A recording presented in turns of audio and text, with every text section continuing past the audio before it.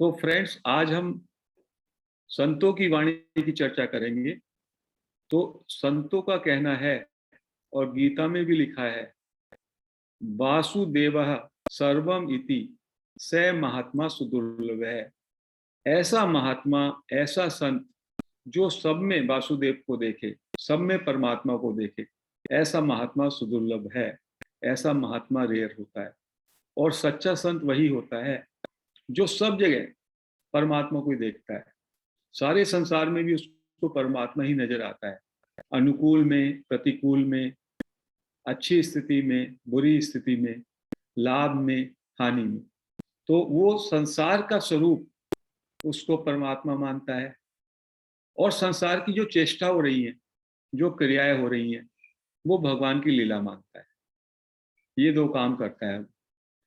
तो कुछ संतों ने कहा कि हमने जब अपने गुरुओं से सीखा, तो हमने कहा पहले इसको मान लो और इस पे प्रैक्टिस करो, तो आपको ये समझ में आ जाएगा, हाँ ये सत्य भी है।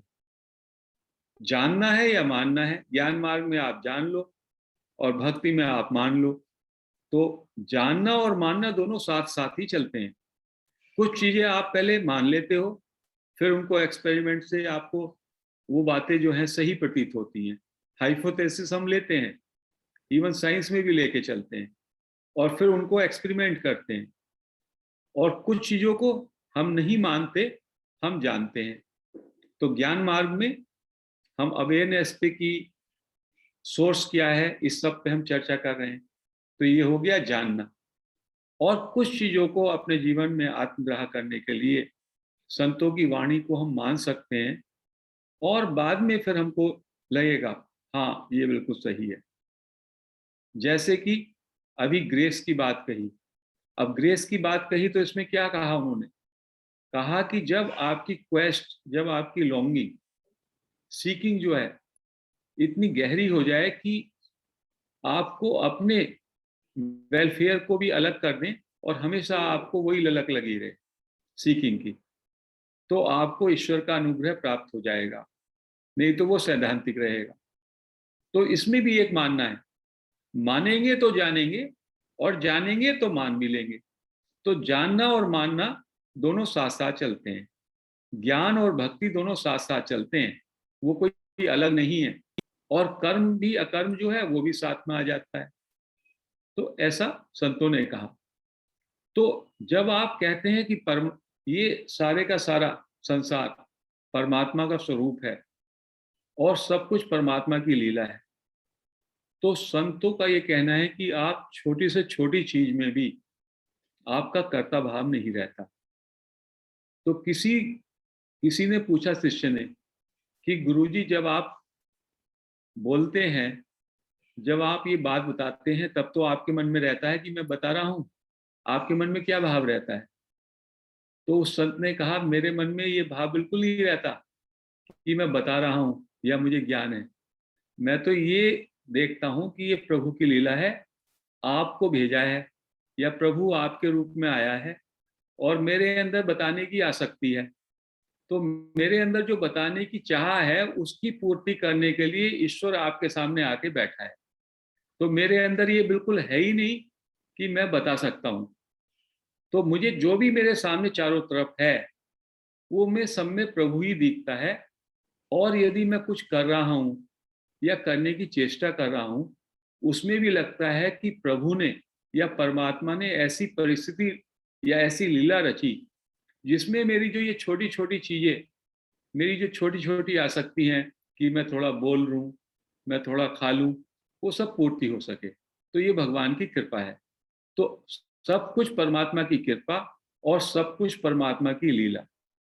संसार परमात्मा का स्वरूप, और उसमें जो चेष्टाएं हो रही हैं, वो परमात्मा की लीला। ऐसा मानने वाला महात्मा दुर्लभ होता है। तो हम इसको अपने जीवन में प्रैक्टिस कर सकते हैं। जब भी हमारे सामने कोई भी विकट परिस्थिति आए, कोई विकट व्यक्ति आए, कोई विकट घटना हो, कुछ भी हो, वहां पे ये समझ लो ये प्रभु की लीला है, ये परमात्मा की कृपा है। और परमात्मा हमारा एक परीक्षा भी ले रहा है। क्योंकि परमात्मा के बिना कुछ होता ही नहीं है। और जब आप सबको ब्रह्मन मानते हो, सबका सोर्स एक है और सब चीजें उसी सोर्स से उठ रही हैं, तो nothing is apart from Brahma. तो ये केवल कहने से नहीं बात होती, इसको लगातार प्रैक्टिस करना पड़ता है। सर्व स्वीकार्यता, accepting everything as it is, everywhere there is a grace, there is a divine grace in the good things also, which appear to you the good, or the bad things also which appear you to be bad. They are not good or bad per se, it is only our limited perception, क्योंकि हमारे अंदर विवेक नहीं है, हमारे अंदर चीजों को ठीक से देखने का अभी दृष्टि नहीं है, ज्ञान दृष्टि नहीं है, समत्व की दृष्टि नहीं है। नहीं तो संतों के लिए कोई भी चीज, उसमें वो हर तरीके से ईश्वर को ही देखते हैं, डिविनिटी को ही देखते हैं। और इसी के साथ साथ इसी का दूसरा पहलू कि परमात्मा सब जगह है, तो क्या इस जगह नहीं है? यदि परमात्मा सर्वत्र है तो परमात्मा अभी भी इस जगह भी है। परमात्मा सब समय में है तो इस समय में भी है। परमात्मा सब लोगों में है तो मुझ में भी है, दूसरे में भी है, सब जगह है, सब में है। तो सर्वत्र, सब समय और सब में, इसका मतलब है कि कोई व्यक्ति, बुरे से बुरा व्यक्ति, उसमें भी वही परमात्मा है, अच्छे से अच्छा उसमें भी परमात्मा है, अच्छी घटना के पीछे भी परमात्मा खड़ा है और बुरी घटना के पीछे भी परमात्मा खड़ा है। तो सब जगह आपको जब वासुदेव ही वासुदेव, परमात्मा ही दिखाई देने लगे, तब आपकी उपलब्धता है। और जब तक आपकी दृष्टि में ये डिस्टिंक्शन रहता है, ये अच्छा है, ये बुरा है, ये साधु है, ये कुटिल है, तब तक वो दृष्टि में आपकी कमी है, दृष्टि की भ्रांति है। संत की दृष्टि में परमात्मा के अलावा कहीं कुछ शेष ही नहीं बचता। तो इस प्रैक्टिस को हम कम से कम आधा घंटा, 1 घंटा एवरीडे कर सकते हैं। सुबह को जब हम घूमें, सब जगह परमात्मा के दर्शन करें। वनस्पति है, उस टाइम पे सूदिंग होता है, ये भी परमात्मा है। नीचे चलने वाले कीड़े मकोड़े, सब में परमात्मा है, सब में परमात्मा, सब में परमात्मा, सब में परमात्मा। ऐसे प्रैक्टिस करें जब भी आपका टाइम हो, सब में परमात्मा। और जब कोई और मुश्किल की घड़ी आए, परमात्मा की लीला है, हमारी दृष्टि देख नहीं पा रही उस लीला में, उस अनुग्रह को, परमात्मा क्या उसमें हमको दिखाना चाह रहे हैं।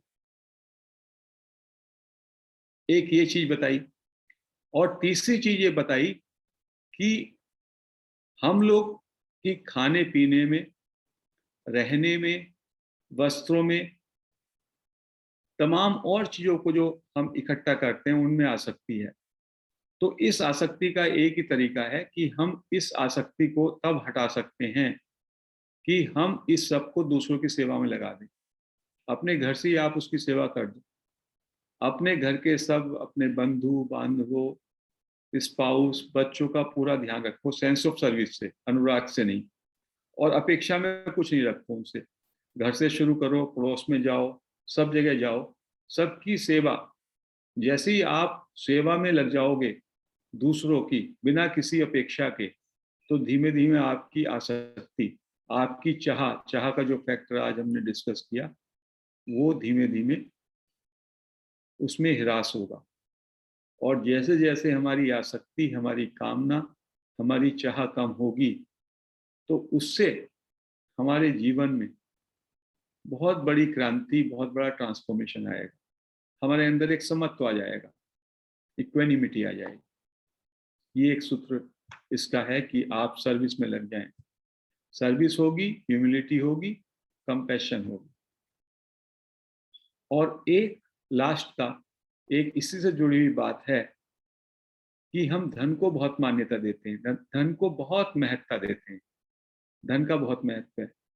तो संतों ने बताया और शास्त्रों ने बताया, धन का कुछ वैल्यू नहीं। धन यदि आपके पास है, मालूम पड़ा आज आप कहीं पे बंद हो गए और आपके संदूकों में धन पड़ा है, सोना पड़ा है, और आपको जो है भूख लगी और आप पे राशन नहीं है, या राशन मिले नहीं तो धन का क्या करेंगे, धन बेकार है।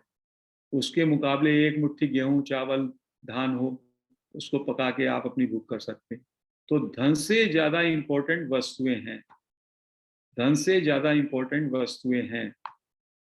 और वस्तुओं से पोषण होता है शरीर का, तो वस्तुओं से इंपॉर्टेंट आपका शरीर है, और शरीर से भी इंपॉर्टेंट आपका विवेक है।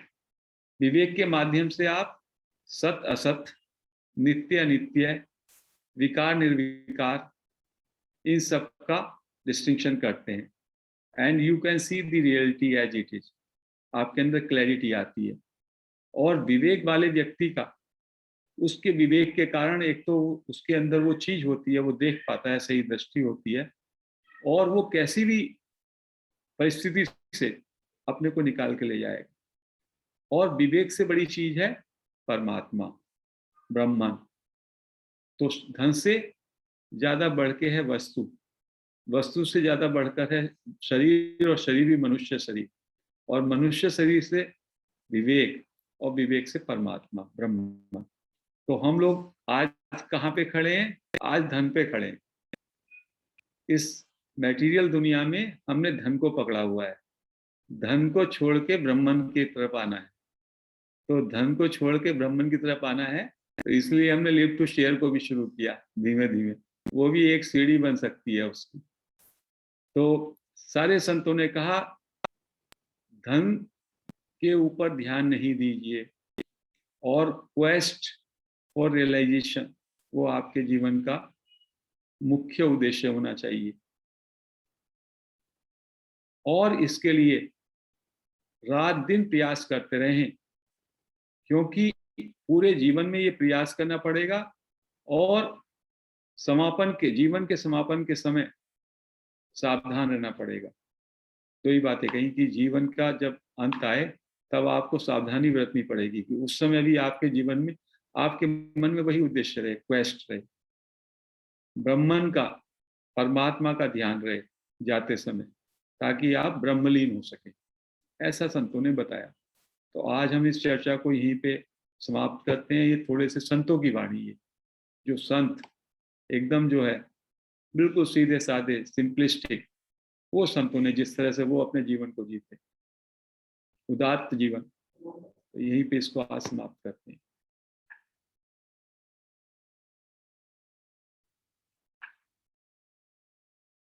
तो लेट अस क्लोज अवर आईज फ्रेंड्स। अपनी पीठ को सीधा कर लें, अपनी गर्दन को भी सीधा कर लें, और 3 गहरे श्वास लेंगे। एक गहरा श्वास लें, retain your breath, exhale slowly, and feel your body is relaxing. एक गहरा श्वास फिर से लें, रिटेन करें, exhale, and feel your body is relaxing.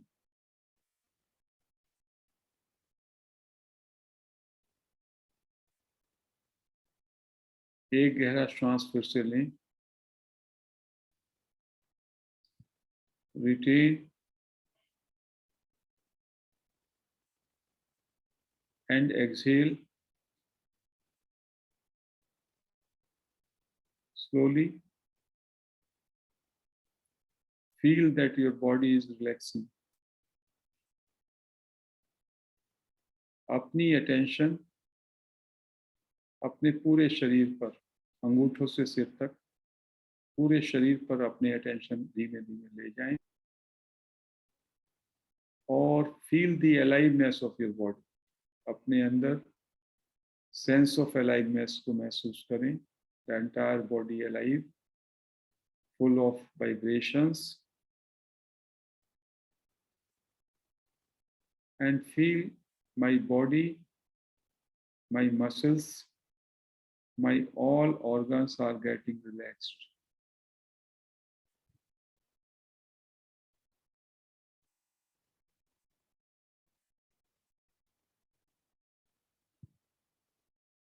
Try to be aware. Simply be aware for few seconds. Just be aware.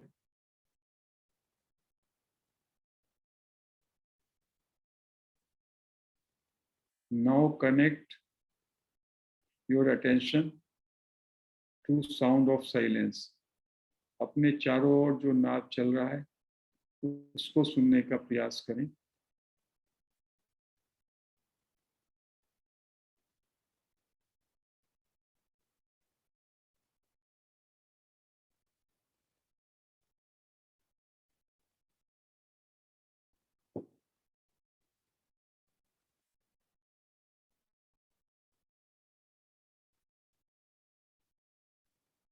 Constant सुनना है with total stillness. जब आप किसी साउंड को कॉन्स्टेंटली सुनेंगे तो you will find your body has become totally still.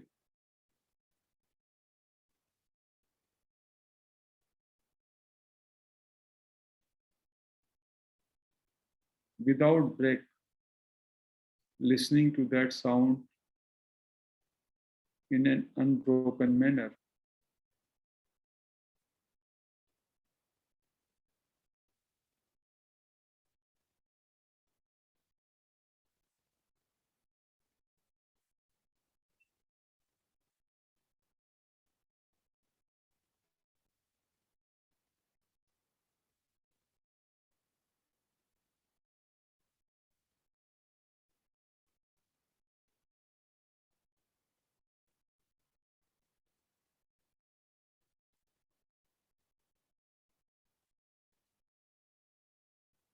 Let us now bring our attention to our nostrils. नासिका के अग्रभाग पर अपनी अटेंशन ले आएं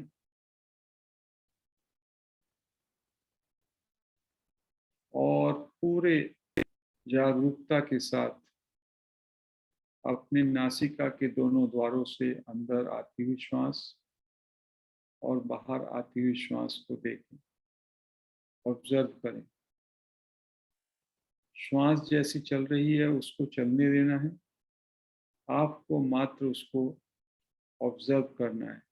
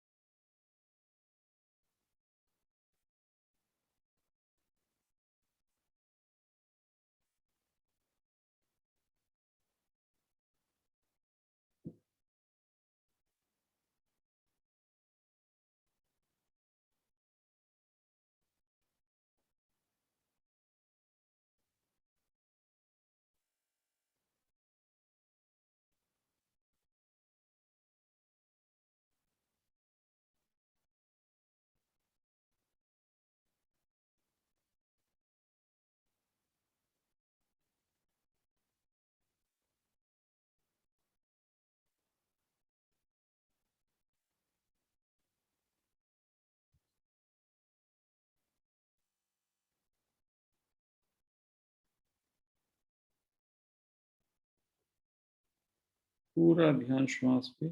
श्वास बड़ा ही सूक्ष्म होता है. जब तक आपकी एकाग्रता बहुत सूक्ष्म नहीं होगी, you can not observe your breath.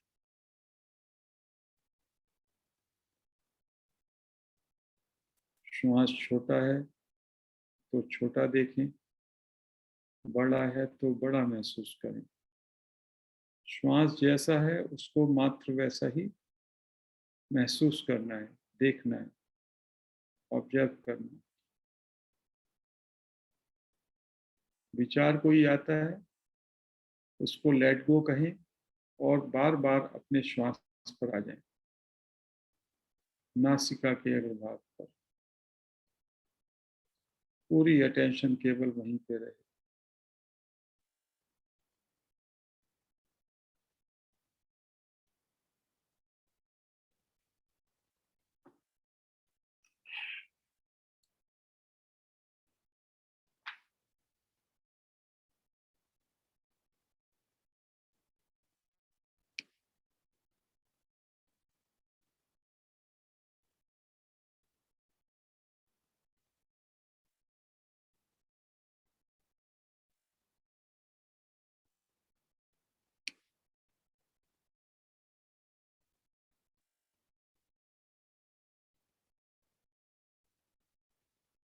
You may find very easy to listen to the sound of silence, but it may be little much difficult to observe your breath.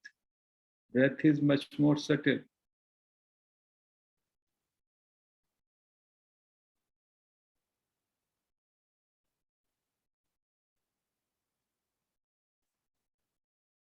प्रत्येक व्यक्ति जो ब्रेथ को ऑब्जर्व करता है उसकी intensity of observation is different.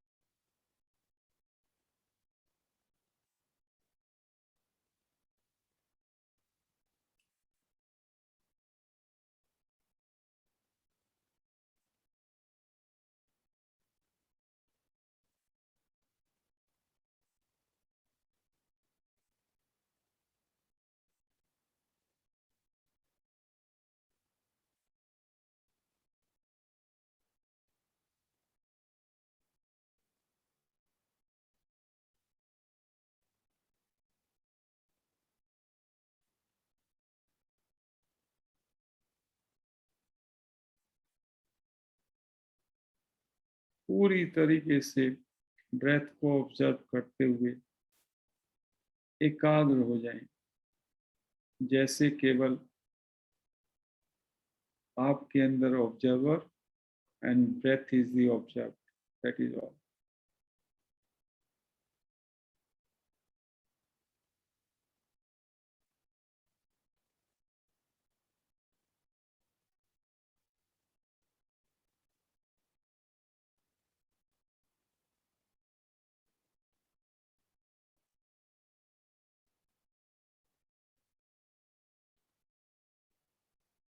सूक्ष्म अति सूक्ष्म श्वास को ऑब्जर्व करें.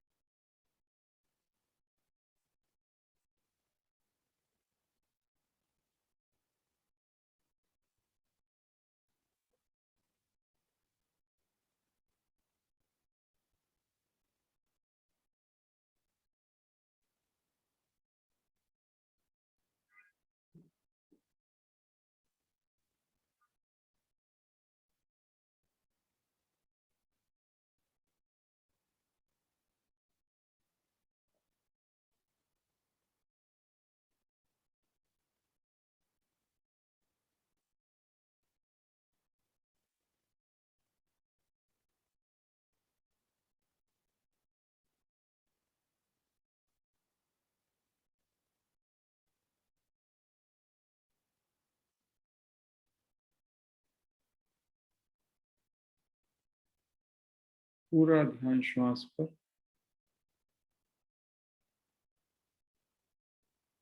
आप देखेंगे श्वास की लय धीमे धीमे जब आप ऑब्जर्व करते हैं और स्लो होने लगता है.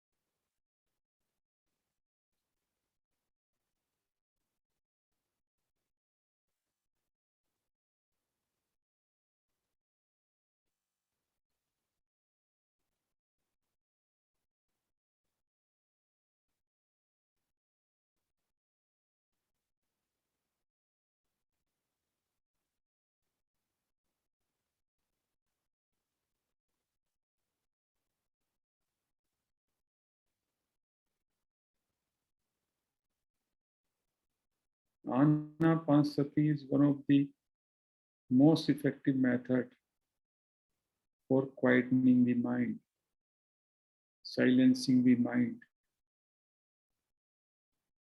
for making the mind one-pointed.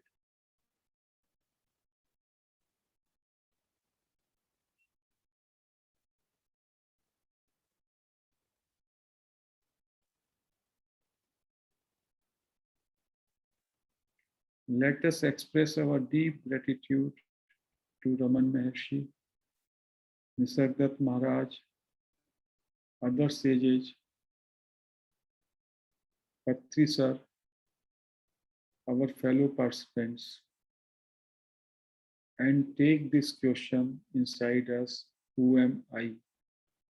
अपने से पूछें, who am I? और महसूस करें, एक्सप्लोर करें, अपनी स्थिति को देखें. After putting the question, what kind of awareness or stillness you feel inside? अपने रेस्पॉन्स को फील करें, फीलिंग को महसूस करें.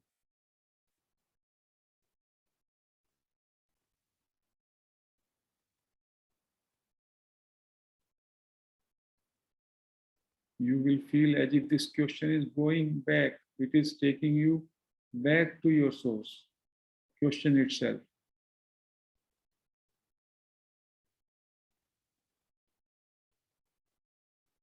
Don't ask this question mentally or mechanically. This question has to be asked with full intensity, with full awareness, and then you feel that it is taking you into your awareness, awareness of the self. और आई pay attention ले जाएं. Be aware of this I. Be focused on I.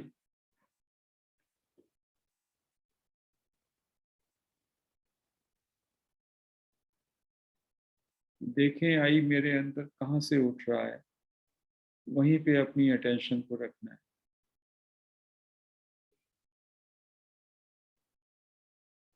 Simply I को देखें, आई कहाँ से उठता है, and just take your attention there and be effortless.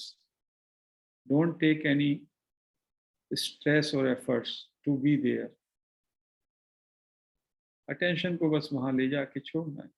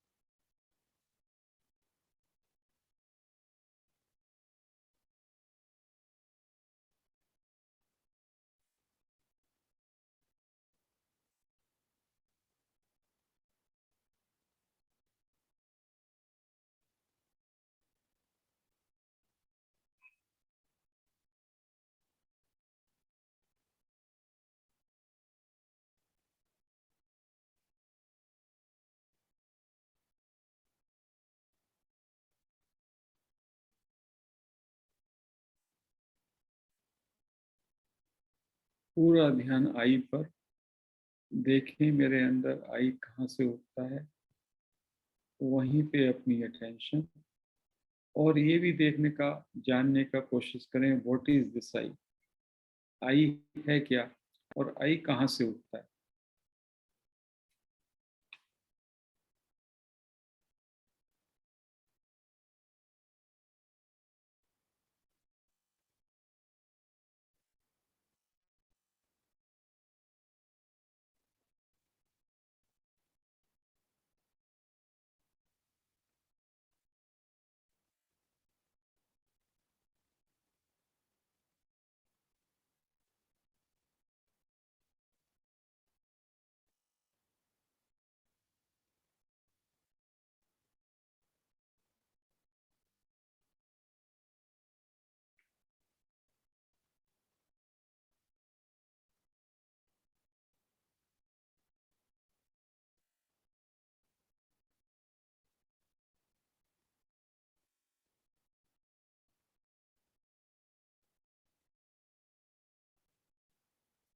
I feeling में पूरी तरह निमग्न हो जाए,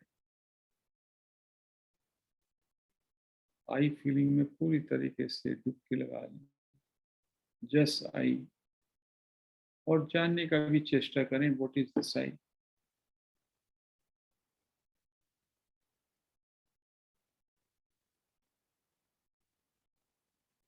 feel I and try to investigate what is this I,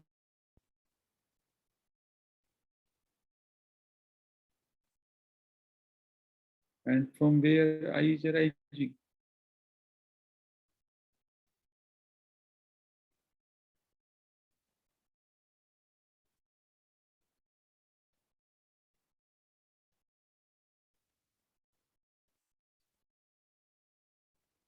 बहुत सहजता से, कोई स्ट्रेस नहीं लेना है, स्ट्रेस का कोई जरूरत ही नहीं है।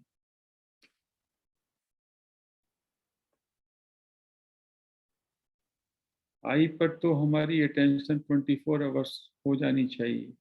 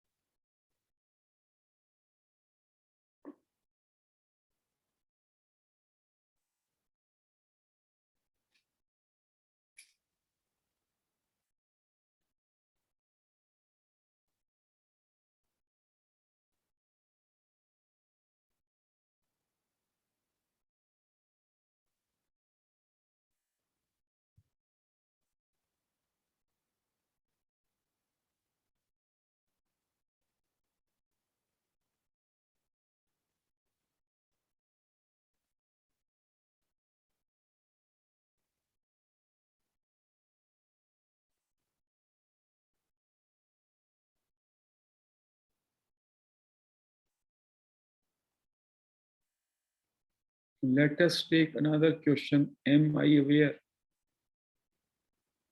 Am I aware gives you a spontaneous stillness. अपने से पूछें, Am I aware? And then see, you will be aware. And then the response will come, yes, I am aware. When your mind says so, before that, you are into pure awareness. You are into stillness. उसको महसूस करें।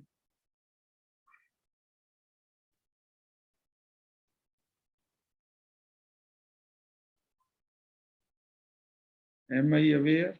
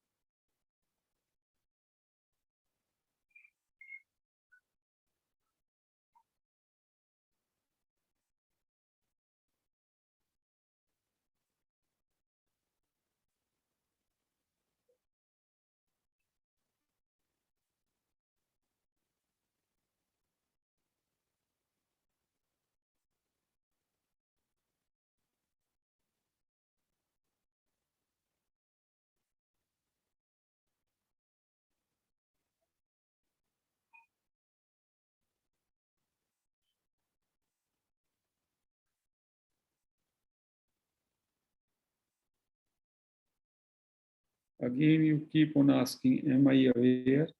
And just be aware.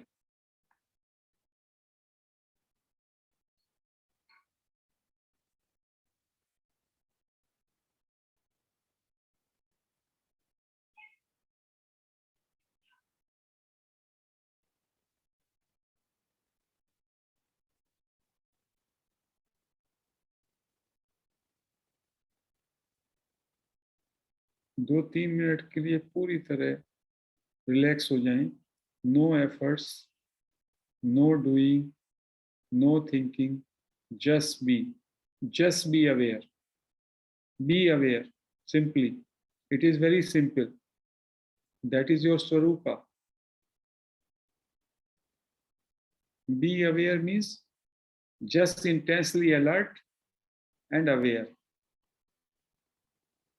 And in this moment, it is easy. And that is the real Swarup. Your ears may be listening the sound of silence, let it be. There may be some activity around you, but you are just into that stillness.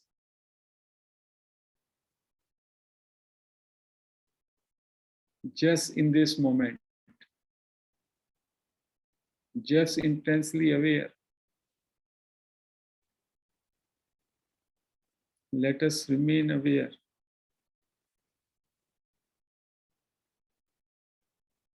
Simply aware, being aware.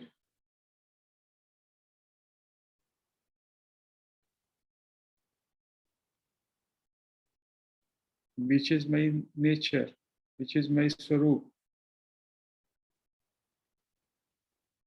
Being aware.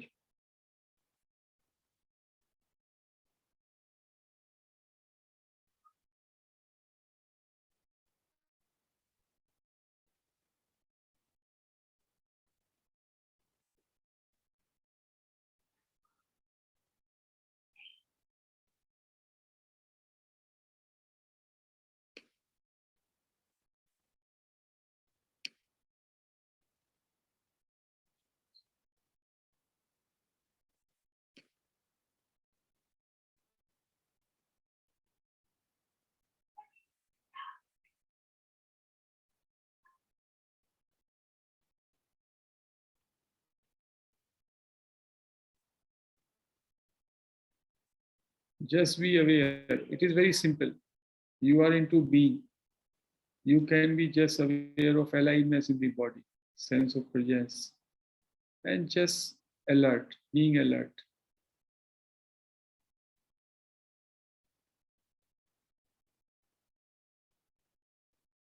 This is very joyful situation. Being in this moment, just be in this moment.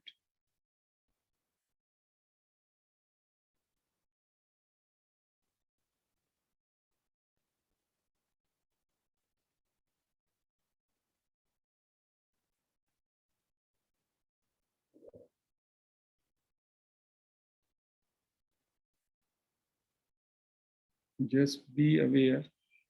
That is be the self. Constantly putting our attention on I, we must relax. Let the I subside and we also relax. That is just staying into awareness or being aware. You may continue for as long as you want.